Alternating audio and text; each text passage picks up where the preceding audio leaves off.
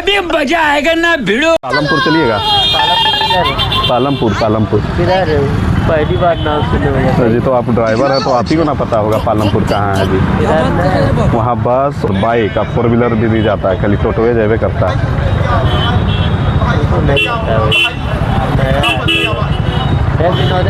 पालमपुर कहाँ जो आज पहली बार सुने। अरे चलिए ना जी, यहीं तो कहीं है तो आप पूछिए ना किसी से। कौनपुर बता रहे हैं? पालमपुर पालमपुर पालमपुर। हाँ पूछिए तो। और अभी तो रुको, क्लाइमैक्स अभी बाकी है।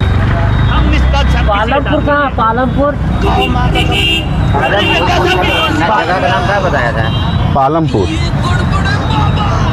पालमपुर तो इधर कोई जगह से तो नाम नहीं है। बोला कि खाली टोटोए जाता है, वहाँ पे रास्ता खराब है। पालमपुर का तो नाम हम लोग नहीं सुने आज तक। बस